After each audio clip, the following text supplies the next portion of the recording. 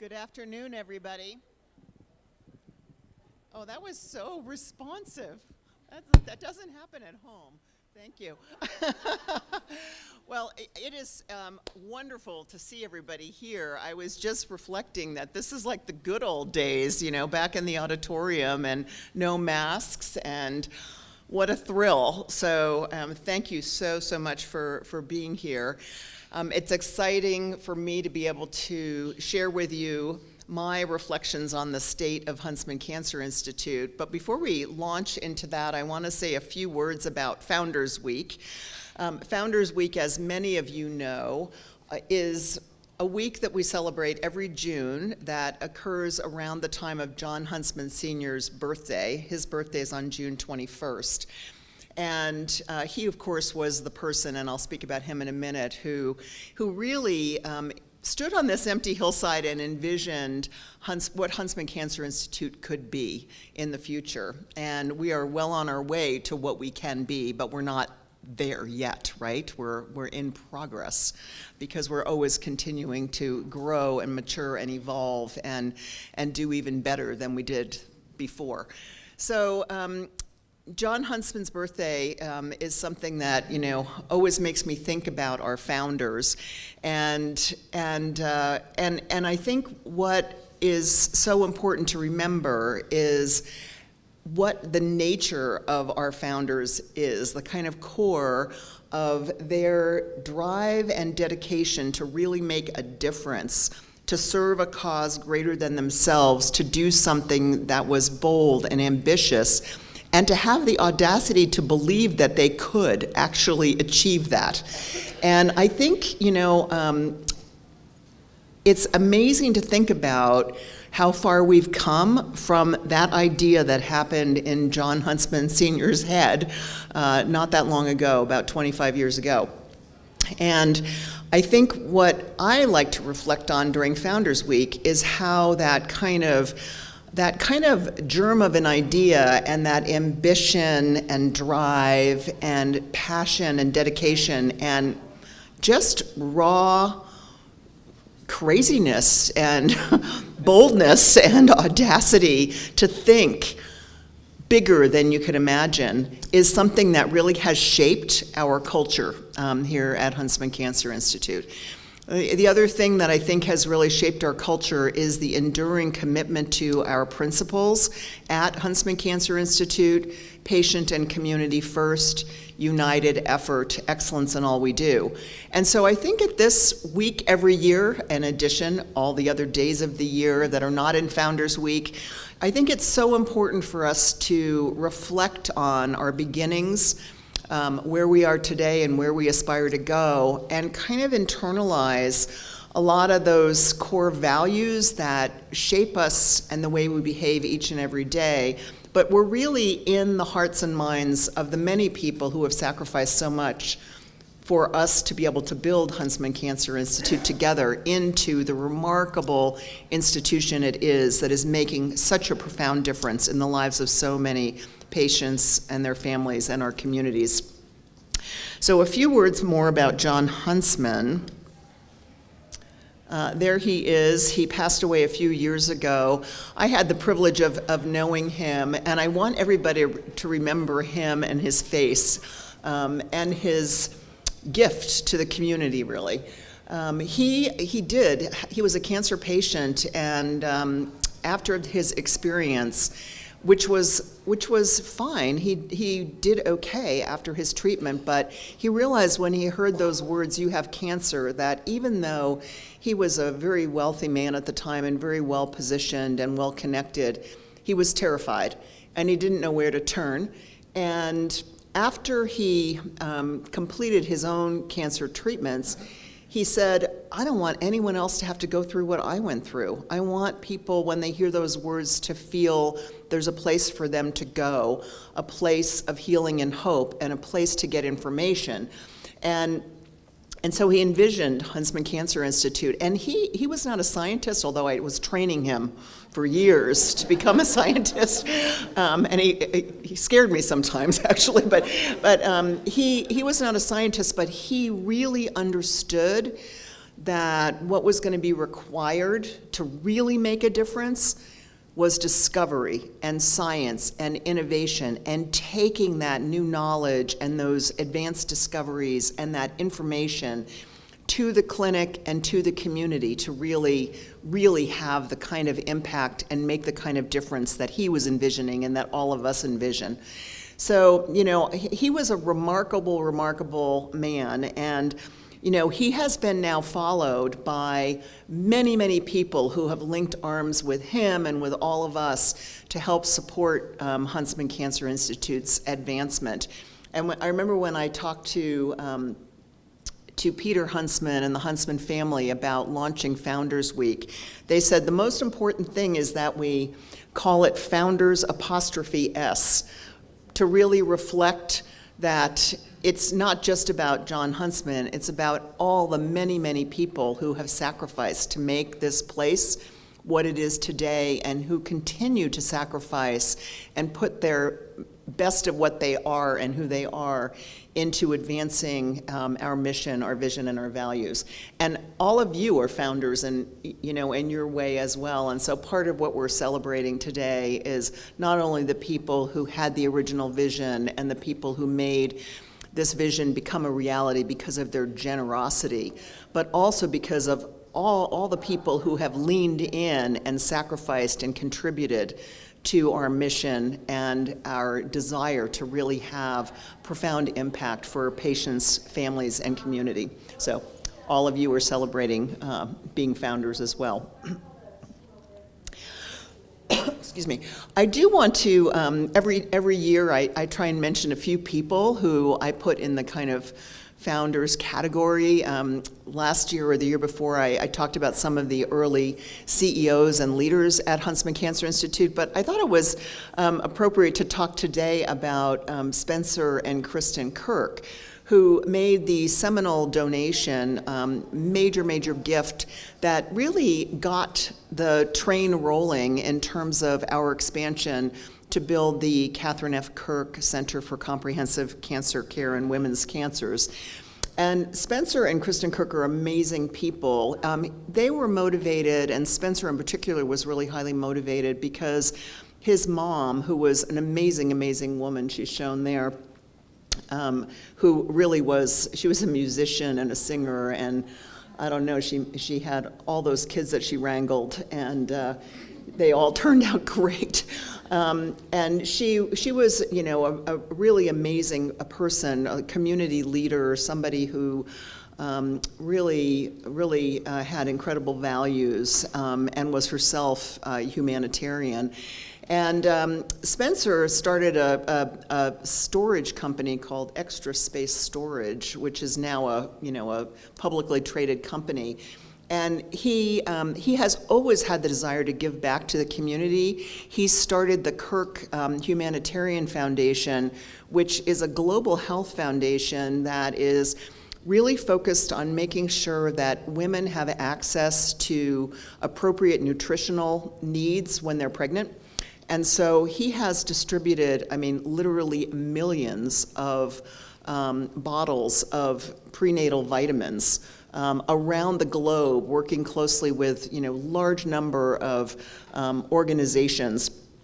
And I'm really honored to say that his second passion is Huntsman Cancer Institute. He has been an incredibly generous supporter, again, the naming gift for our facility, but also somebody who's been touched by cancer, in the case of his mom, as I mentioned, who died of cancer, and his brother, who he's been very open about, who had multiple myeloma, and actually was on a clinical trial here at HCI, the CAR-T trial for multiple myeloma, and did extremely well, actually, as a result of that trial.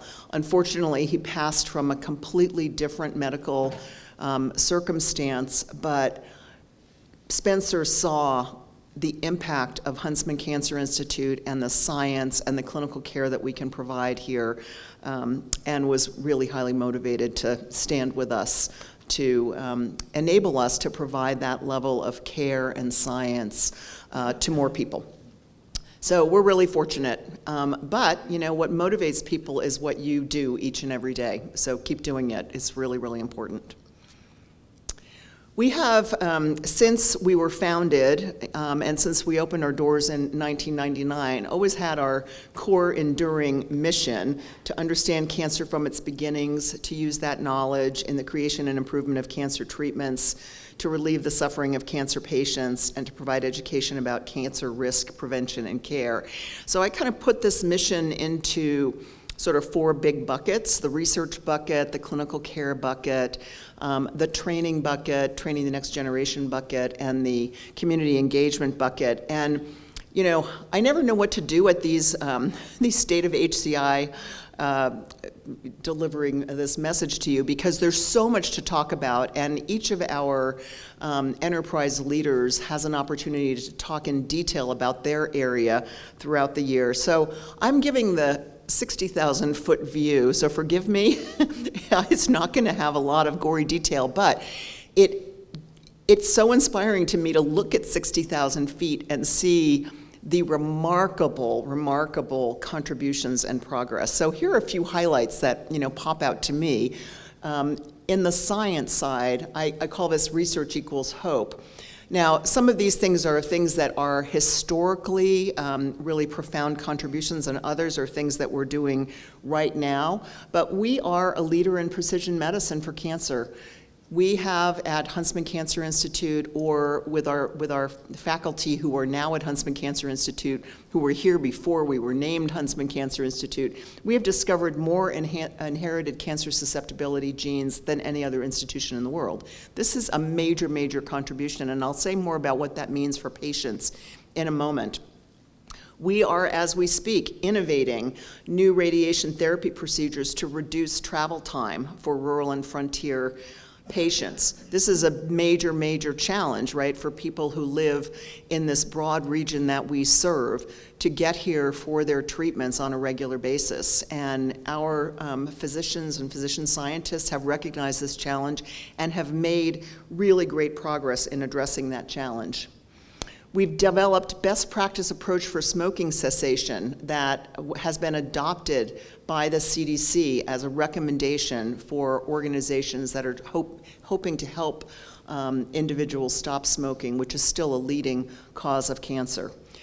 We offer access to the most promising new cancer treatments with more than 300 clinical trials, huge, huge impact, and of course some of those trials come from our own science here at HCI. And we have a new evidence-based HCI communication tool that has been used in the community and it had already a significant impact on the uptake of educational information and compliance with guidelines around HPV vaccination.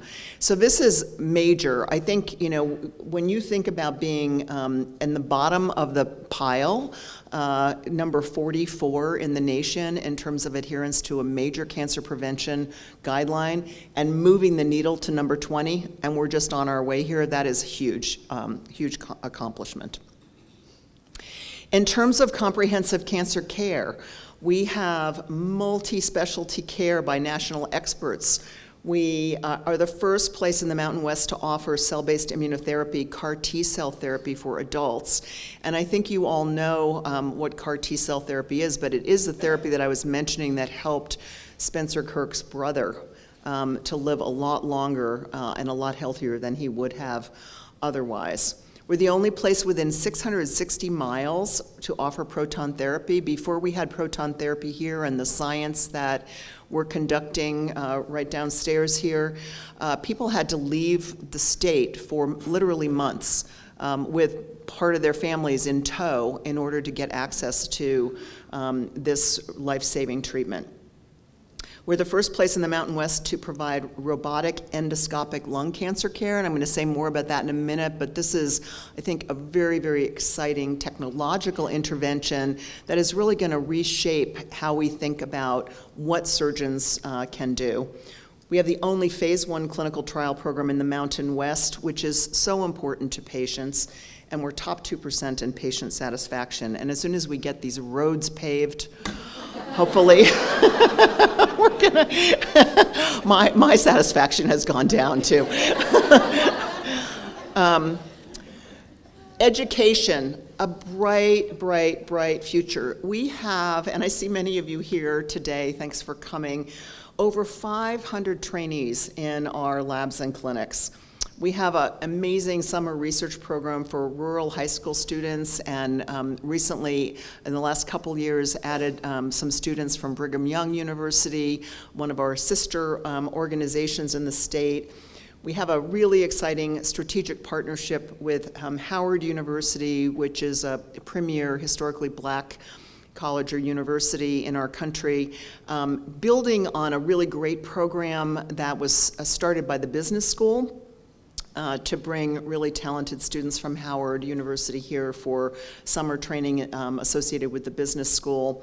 Our Pathmaker program provides cancer research opportunities for underserved students, and this has had a huge impact in the lives of many, many, many young people who have gone on, in large part thanks to the opportunity that they had here at Huntsman Cancer Institute to advance degrees and additional training in science and medicine. And then, we have a really big commitment to addressing cancer health disparities, and one of the ways that one can really address cancer health disparities is bring more people into the field of cancer health disparities research.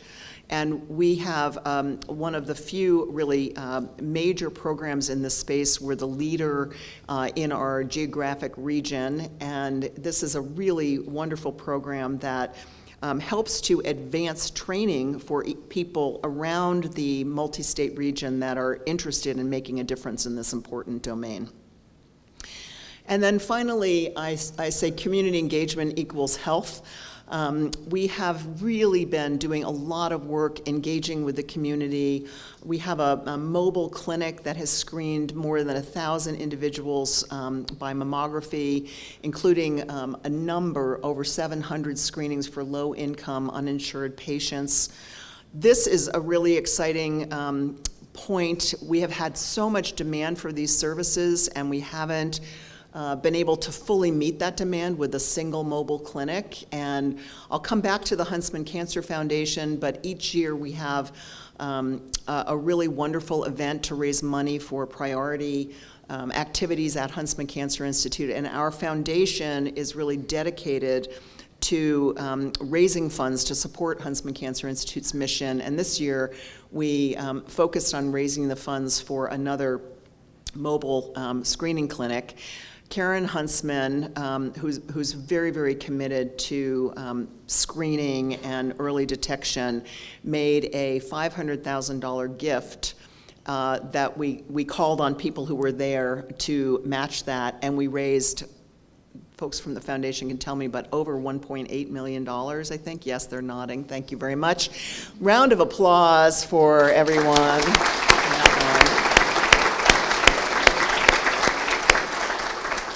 And Don Milligan tells me it's ordered because Peter Huntsman calls me at least once a week to ask me whether it's on the road yet. So lots of people really excited about the impact that we're having in the community with this mobile clinic.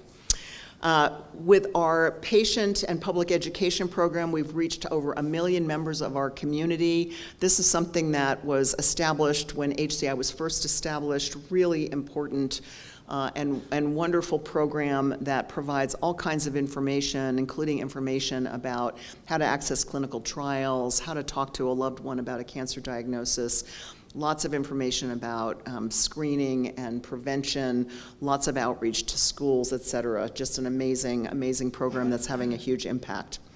We're a leading partner in developing the comprehensive cancer plan for the state of Utah, which is a 5-year plan. We've established a 5-state Mountain West Cancer Coalition with health department and government engagement that brings all of the states in the Mountain West together. We just won an award as being the Community Partner of the Year with Nevada for the important community outreach and engagement work that we've been doing with people in that state. And through our legislative affairs group, we have been advancing health through policy and legislation, which we continue to do. Things like radon awareness, sun tanning beds, all kinds of things that really have an impact on health and wellness and cancer incidence that we are actively working to improve through policy and legislative work. So here we are today, and I can see that I am way behind schedule.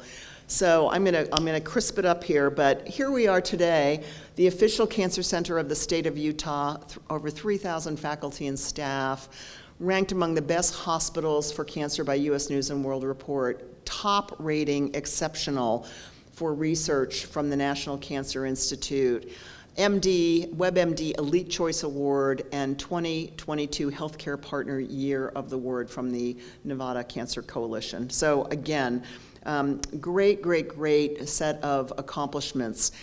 Our individuals who are here at Huntsman Cancer Institute are being recognized far and wide.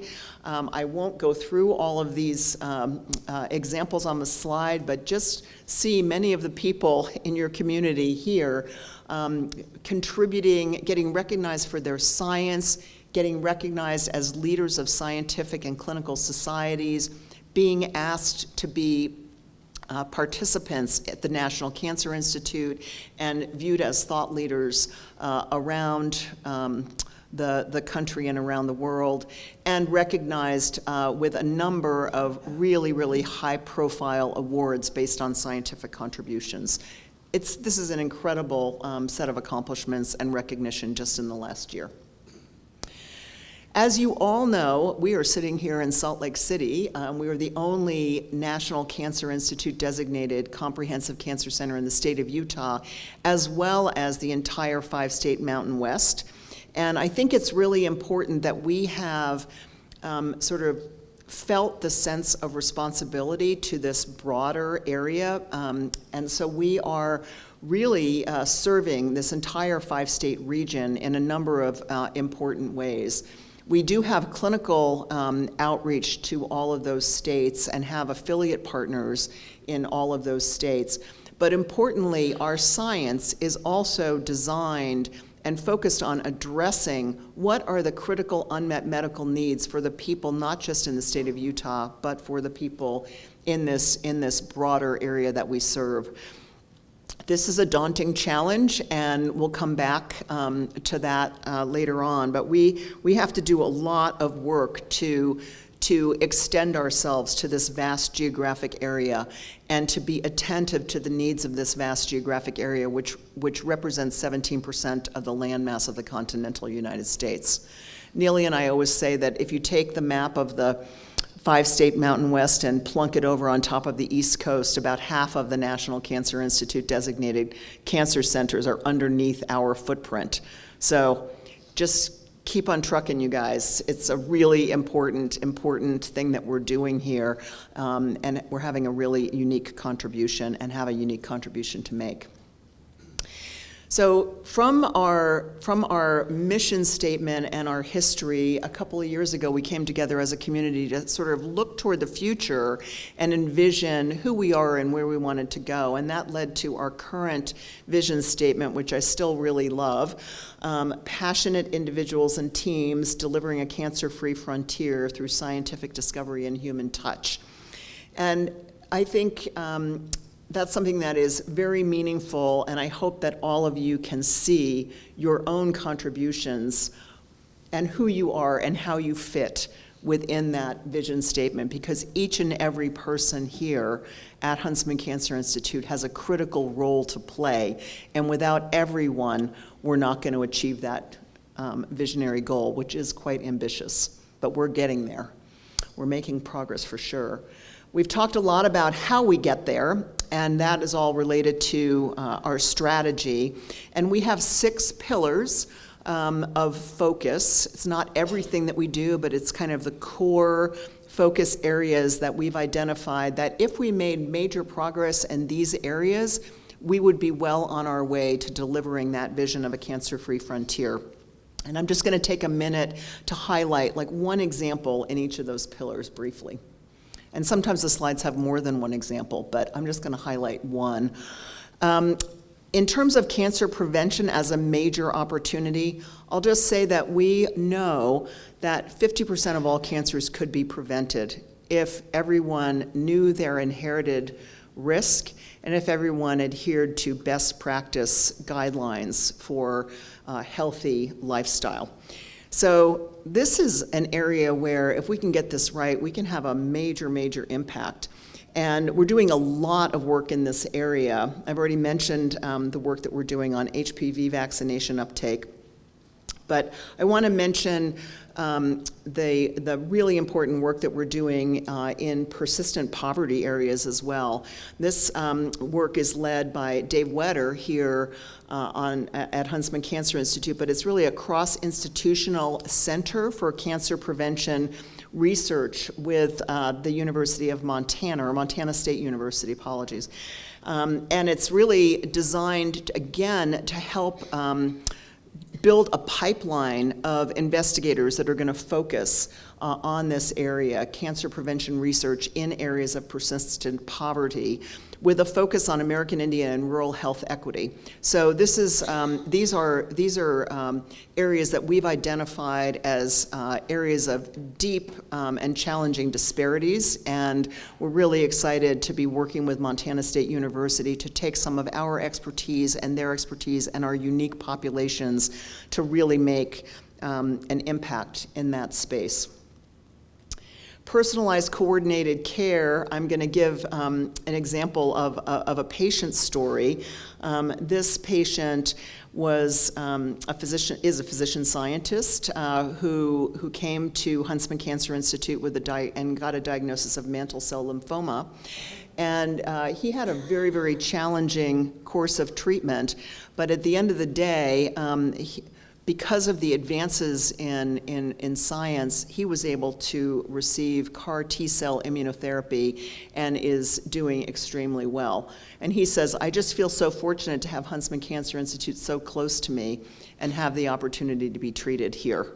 So again, you know, the science that we do, the science that's being done around the country and around the world is feeding in to really dramatic positive changes in terms of the treatments that we can offer to patients. And a lot of times we're the first in the region to be able to offer some of these most important new treatments for people who come to see us. Value-based care, which of course is incredibly important, improving outcomes, but at the same time reducing cost. And we have a lot of examples in this space. I'm going to mention the robotic thoracic surgery.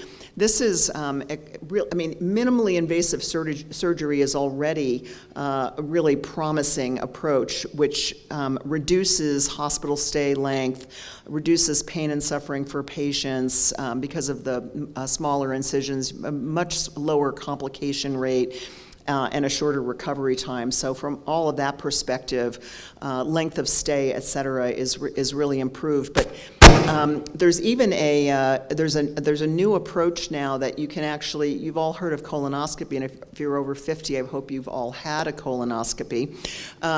But that is an approach where you take a endoluminal scope and run it through the lumen of the colon to search for any evidence of cancer or precancerous polyps. And the lung is also a branched set of tubes, and now we have an approach with a robotic device that will allows the surgical physician to go actually into the lumen of the lung and take this little like mini tube that's telescoping and explore all of the branches of the lung and look for any evidence of cancer. And that's really, really incredibly important. And the way it's been being used now, and was used first here, was to actually find that lesion and inject it with some dye so that when the surgeon goes in to retrieve that tumor tissue in the operating room, they have it marked with a fluorescent dye so that they can find exactly what they need to take out. And that's an incredible advance, but this is going to be moving into a direction where we're going to be able to deliver therapy, oncolytic viruses, all kinds of advances that we have that now are sometimes delivered more to the entire body, to be able to deliver it, in a very localized fashion, which is going to make a huge difference. Scientific and clinical innovation, I just have to celebrate so many people here. I'm not going to talk about all of these amazing results, but so many great discoveries happening each and every day. Over 500 scientific publications coming from our labs and clinics and community engaged scientists. And I just want to highlight a few, take a peek at it, and celebrate the incredible contributions of your colleagues.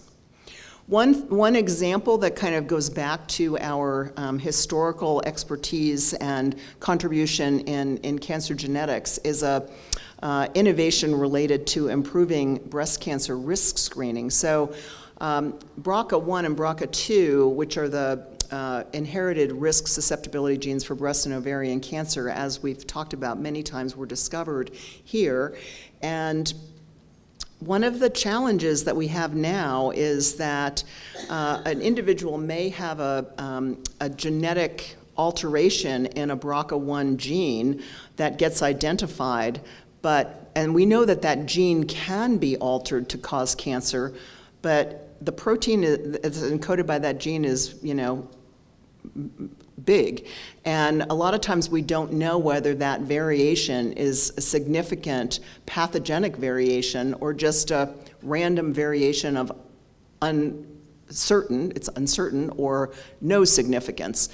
And a few years ago there was a article in the New York Times talking about a woman who had gone to her physician. She'd had a breast tumor removed.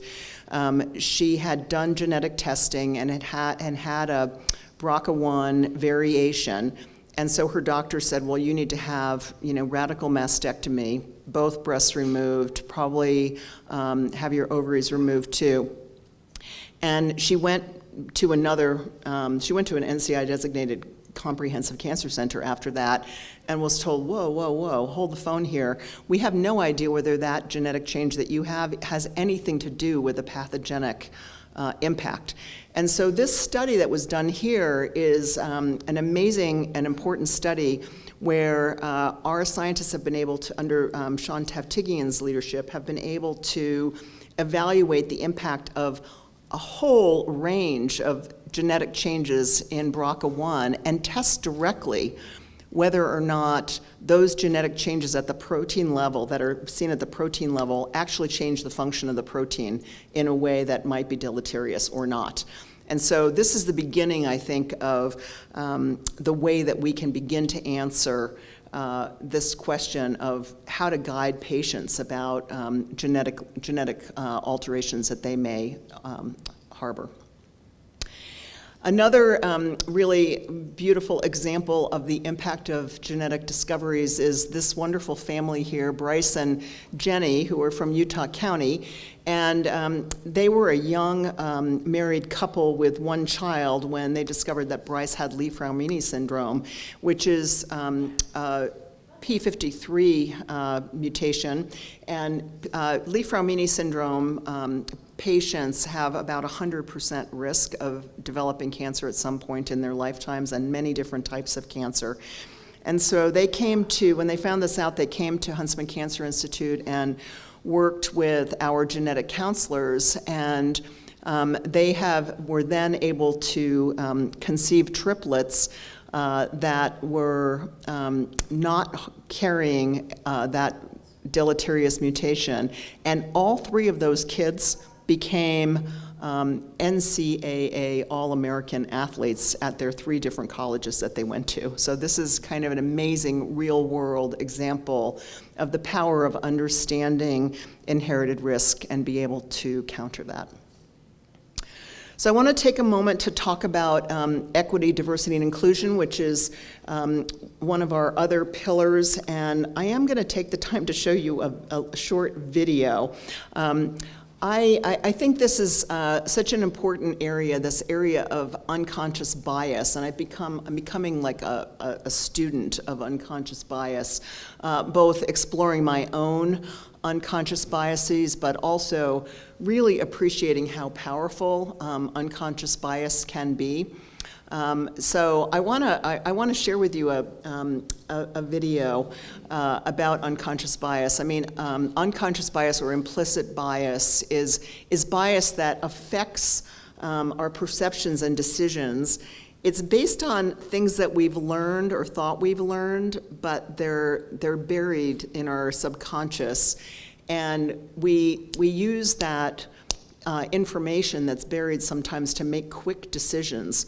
But unconscious bias can cause us to make an inaccurate, inappropriate, quick decision. And the best thing that we can do is to be aware that we all have a lot of unconscious biases, and to really be attentive to sort of slowing down and thinking about them. We recently, I think you all received an email from me, which really put this top of mind recently for me, where we had one of our physician residents who was subjected to racial profiling and identified as a suspicious character, basically just because this person was in the hallway and was spotted by somebody. And it made me really, really reflect on how awful that must have made this person feel.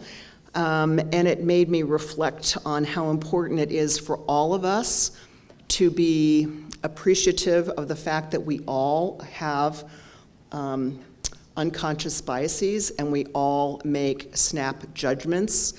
And I had been, and we have to do better. We have to do better. I had been at the Howard Hughes Medical Institute. I'm on their medical advisory board, and they have all of us go on regular training around unconscious bias. And one of the things they showed is this video I'm going to show you now, which is from the Royal Society, which really, to me, is just a great example of what goes on in your head when you make that blink, quick reaction.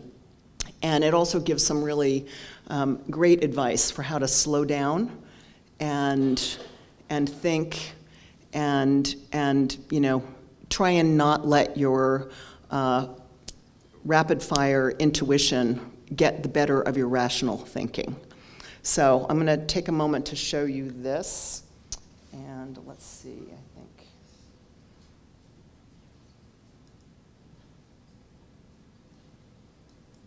So now, I might need some, there we go. It's from the Royal Society. Do we have do we have sound? Don't hear anything.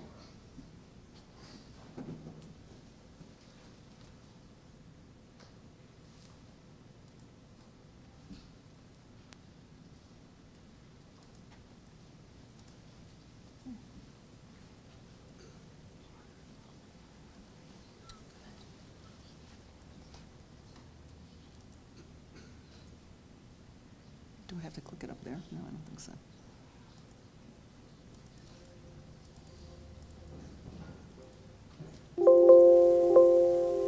It's going back to his tech table. Sounds like it's going back to your tech table back there. 10 pence without thinking. This is because... Okay, now how do we start over?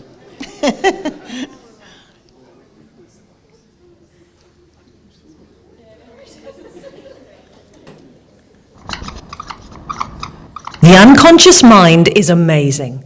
It can process vastly more information than our conscious mind by using shortcuts based on our background, cultural environment, and personal experiences to make almost instantaneous decisions about everything around us. The snag is, it's wrong quite a lot of the time, especially on matters that need rational thinking. Here's a classic example. A bat and a ball cost £1 10 pence. If the bat costs £1 more than the ball, how much does the ball cost? Most people, including over 50% of students at some of the world's leading universities, get the answer wrong and say 10 pence. The answer is actually 5 pence. Many of us choose 10 pence without thinking. This is because our unconscious mind uses instinct, not analysis. So our unconscious is fallible. It's also biased. It makes snap judgments of people we meet, categorizing them according to gender, social and other characteristics. In milliseconds, we judge whether somebody is like us and belongs to our in-group. These are the people we favor. So men might favor men, while women might favor women.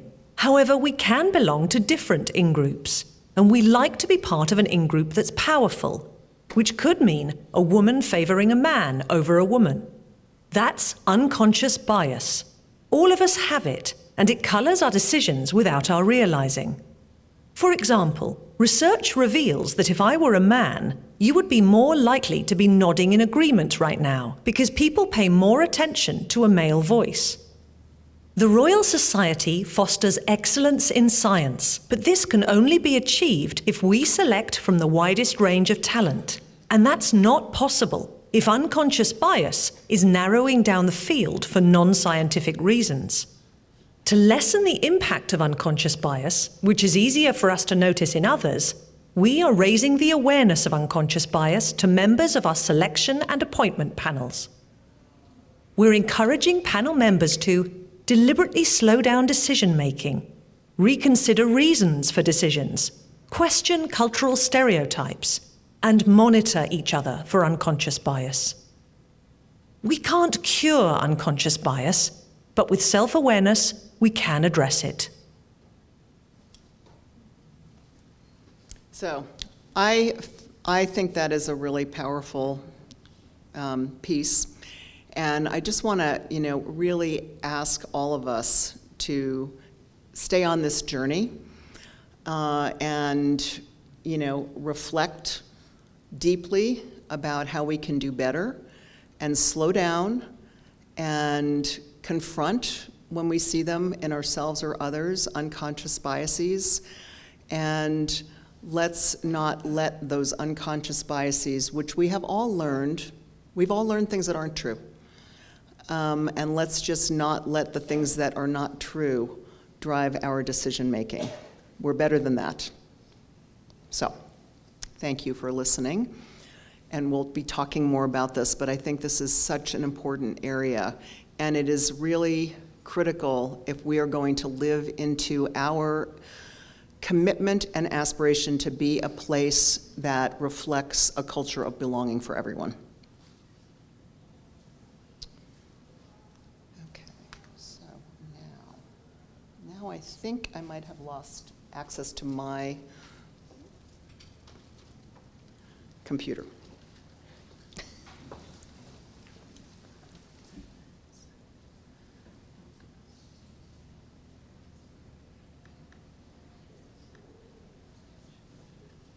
It seems like it's on his computer now.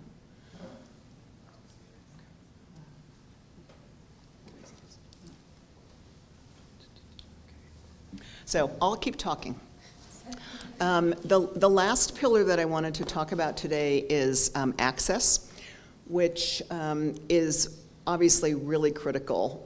If an individual doesn't have access to an NCI-designated comprehensive cancer center and the science that comes with that NCI designation, they have poorer outcomes. And we already know that our rural Utah colleagues and friends and communities have poorer outcomes than those who live in a more urban environment. So we really just, if we're going to deliver at that cancer-free frontier, we need to be able to focus on access to HCI, and we're doing that, thank you. We're doing that, takes a village here. We're doing that in multiple ways. I'm not sure, oh, there we go. Let's see. We're doing that in multiple ways, and I want to just talk about two of them today. One is, of course, the Catherine F. Kirk Center, and the second is Project Unite, which you might have heard about on the news or in your email yesterday. But the Kirk Center is an amazing addition to our cancer campus. Another 200,000 square feet, 4 new ORs, inpatient beds, et cetera. Remarkable addition that is going to enable us to serve our communities better. We dedicated this facility on Monday, May 8th, and that was an amazing, wonderful event. But the big work was after the dedication, which was actually moving everyone, patients, providers, into our facility. And I just want to do a huge shout out to our extraordinary team, some of whom are shown here, some of you whom are shown here. But what I want to mention is what I observed, which is this patient first, united effort and excellence in all we do in action in spades. It has been absolutely stunning. I saw all kinds of people with all kinds of different jobs doing all kinds of things that were not anywhere related to their normal job description. And that's the whole point. So let's just say a big round of applause to everyone who made this happen.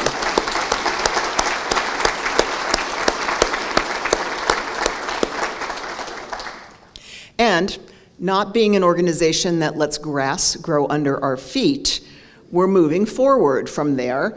As you know, I think every time we have opened an expansion of our cancer hospital, we have been full within 5 years or less. And so we have absolutely no doubt that with these additional 50 beds, that in 5 years' time, we're going to be challenged to meet the needs of our community, especially given how fast our state is growing.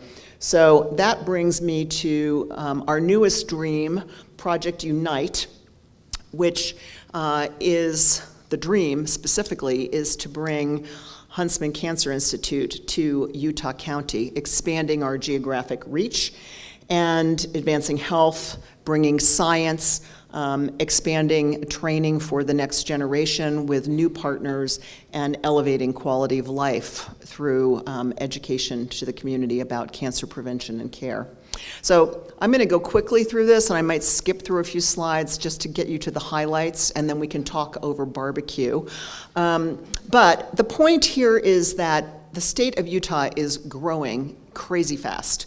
And here you can see in these in this diagram here, you know, Weber, Davis, Washington, Salt Lake, Utah County, and Utah County is going to add more people than any other county by 2065.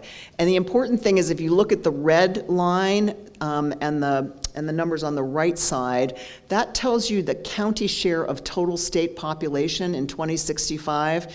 And what you see is that Salt Lake County and Utah County are going to be the same size in just a few years. So we're going to be a state of twin cities.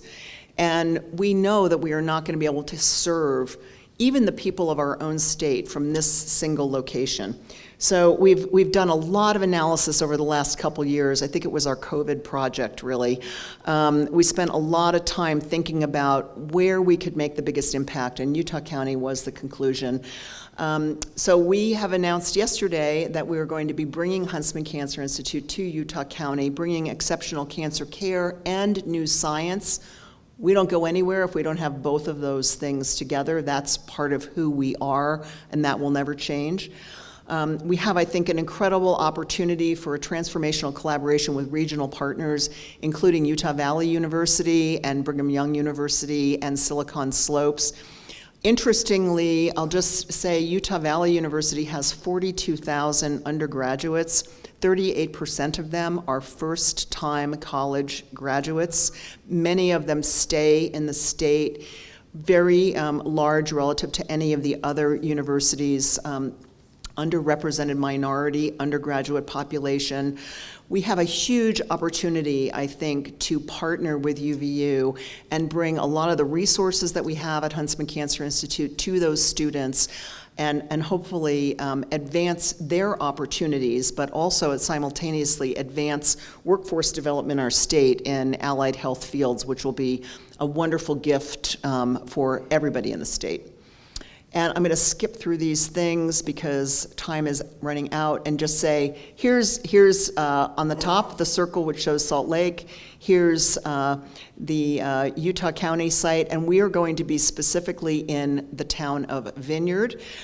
We worked really closely with a group called the Sasaki Group, which is a really distinguished global land developer for the master plan. They've done master plans on a number of other campuses, including and a number of other major metropolitan projects, and including the Beijing Olympics. They're very distinguished, and they've been great to work with. So why Vineyard? Well, Vineyard, I told you Utah County, Utah's the fastest growing state, Utah County is the fastest growing county, and Vineyard's the fastest growing town in Utah County. So it kind of follows. The other thing, though, is that there is incredibly visionary leadership in Utah County. They are going to be building, there's this 800-plus acre area that is sort of a blank canvas that we will be building with them on. And it creates an opportunity for us to bring our campus and our comprehensive cancer care and science into a community in a way that we can, from day one, be really integrated with the community. So lots of excitement about how to plan to do that in a way that really maximizes the impact of our offerings for this community. Great access to transit right off 2 exits of I-15, close to key academic partners right across the street from UVU, and really beautiful views, actually, of Timpanogos and of Utah Lake, sort of consistent with the spirit of our commitment to patients to always have inspiring views. So phase 1 will have clinical care and research. World-class inpatient and outpatient cancer care in Utah County is what we're currently envisioning. New access for rural and underserved communities, clinical trials, we don't go anywhere without clinical trials, and new cancer research initiatives. We don't go anywhere without new cancer research initiatives. And we'll be talking to you more about all of those detailed plans as they develop with the key leaders in our organization and our partners. Training and workforce development, very excited about the new STEM experiential learning opportunities. 25% of those 42,000 students at UVU are STEM students, which is amazing. So they're very excited about the opportunity to partner with us. New clinical and research rotation positions, working with the 2 universities, University of Utah, and as well BYU and UVU. We think there's an opportunity for new certificate and master's programs that are uniquely suited to advancing careers in the health and allied health fields, and of course new academic partnerships. So our goal was to bring Huntsman Cancer Institute to Utah Valley, and we announced this just yesterday. We had amazing community engagement, elected officials, health officials from around the state, just incredible support. The state has provided us a $1 million appropriation that we'll receive on July 1 for programming and design for this new facility.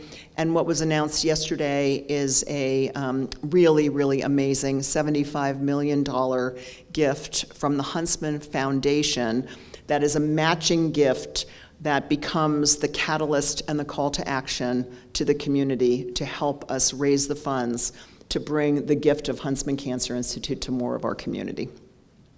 So imagine the possibilities. This is an artist's rendition of the view of the lake and the view of Timpanogos. I'm sure it'll look a little different, but the white coats will look familiar. So next steps, lots of fundraising, facility planning and design, academic partnerships and research focus areas, and many of our senior leaders at the enterprise level will be engaging many of you to have those conversations about how to make this the best addition that we could possibly make to this community. I'm going to skip that. Oh, maybe I shouldn't. You want to hear challenges? Yeah. Well, I'll just do the challenges. We have tons of opportunities. I could have made this list really, really long, but let me just say a few things about challenges, because there are challenges out there. We are in an inflationary economic landscape, which means everything we do costs more, and we're trying to do all those things probably with the same amount of money.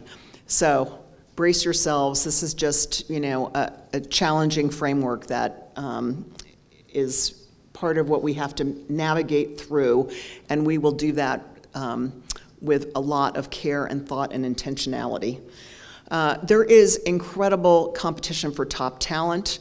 That is across the board in the scientific arena, in the lab support arena, in the clinical arena at all levels.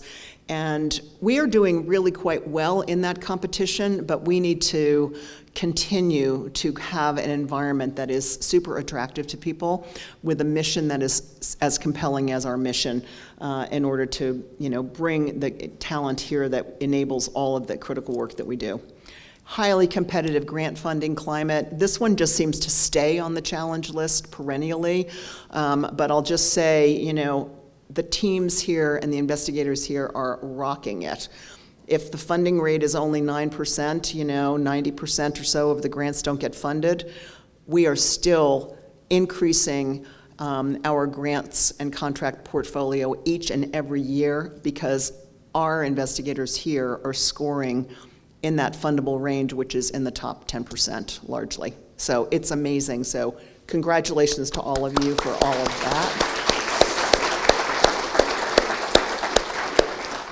And then, if that wasn't enough challenges, we also have a lot of downward pressure on reimbursement. So the people who reimburse for our care don't want to increase their reimbursements even as our costs go up.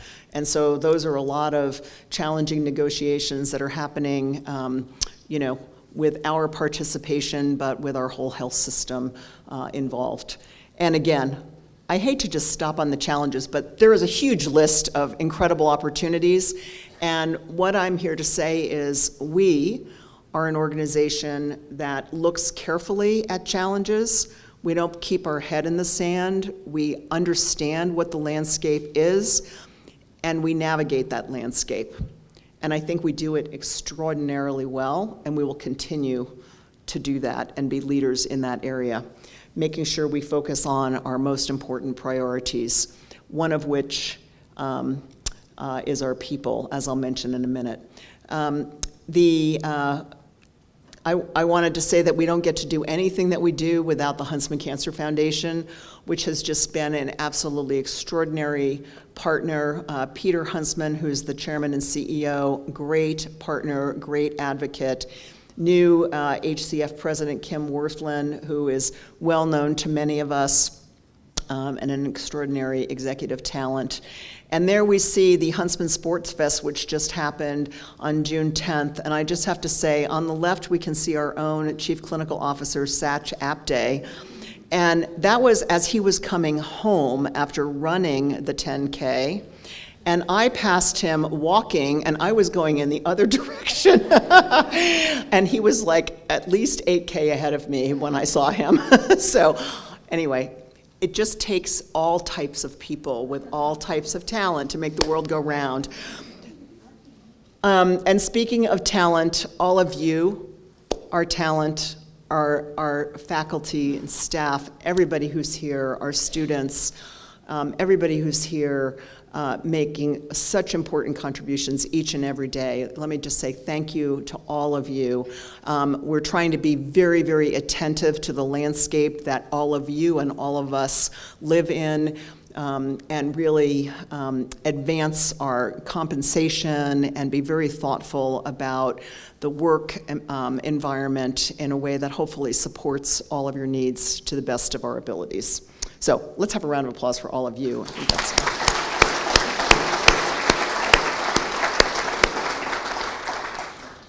And finally, I'm going to end where I started on Founders Week. We sent out a survey to all of you, and we got a lot of responses back. Thank you very much. And there were a number of questions. So one question was, who is someone you work with who personifies the HCI culture?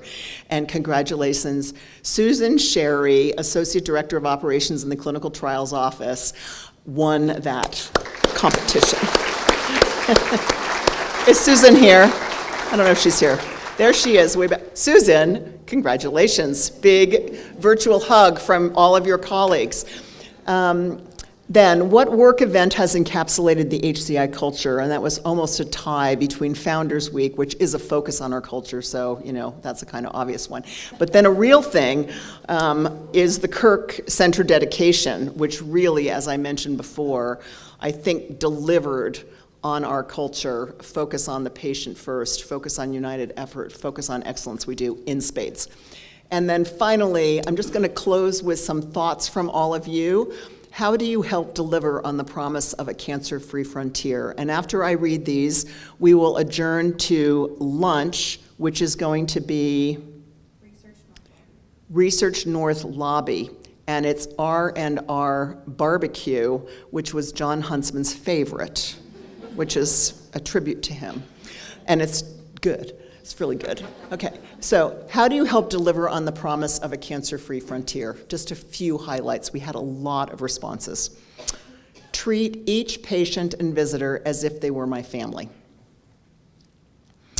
I focus on scientific and clinical innovation while helping to keep the patient at the forefront of all we do. I love helping teams become more efficient in their research and development work. We have to move faster. And finally, last but not least, I work my butt off. So, with all of those thoughts in mind, let's keep working our butts off and make a difference and deliver that cancer-free frontier. Thanks to all of you, and see you at lunch.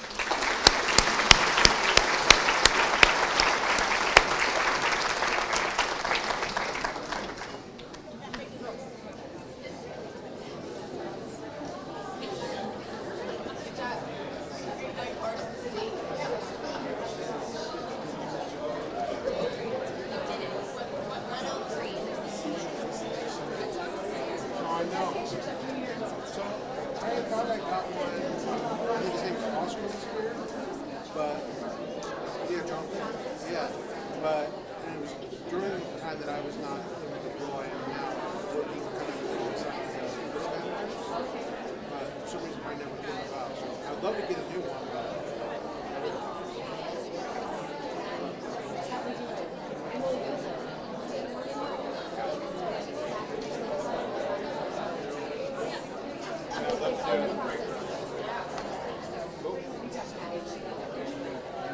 Thank you, appreciate that. No problem. See ya. Maybe Ben was looking